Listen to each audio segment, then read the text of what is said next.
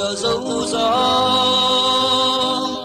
ngả vang công ai mặn nì đừng gió nghiền từ lên kilo đừng tua khô đừng nghĩ cúp lại này thì băng hù mai đi mô ayana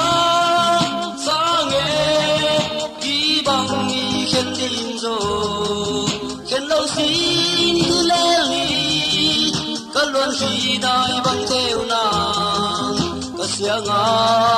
và bằng nghìn nông lê ngô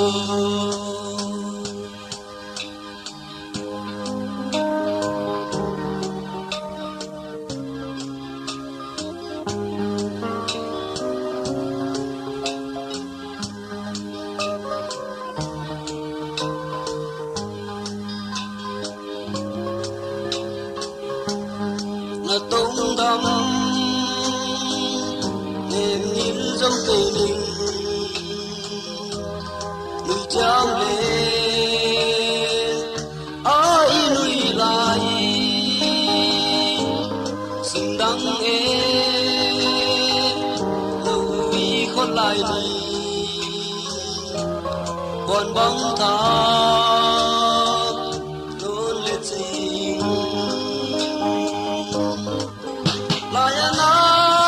sa nghe đi bằng nghi khen tình rồi khen lâu xin cứ lẽ ly các luân khi đòi bằng theo nàng ta sẽ ngã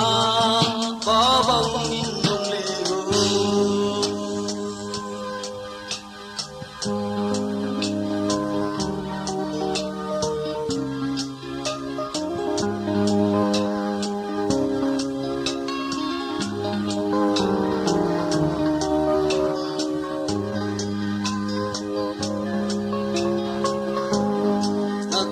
tâm em như dấu cây mình mình trao lên ai nuôi lại xứng đáng em lâu ý khôn lại đi quan bóng thác luôn lên trình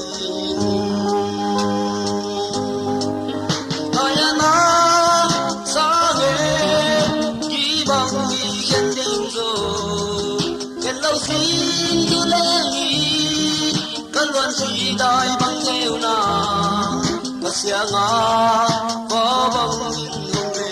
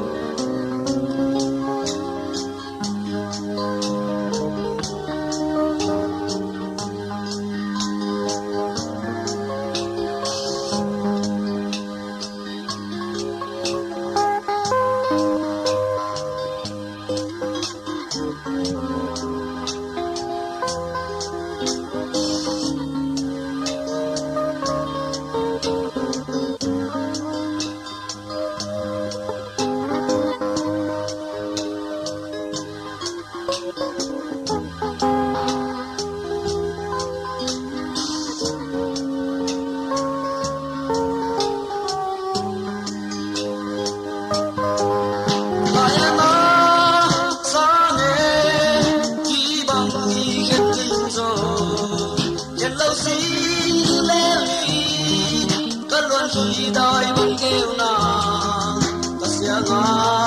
có bằng nghìn đồng lệ ayana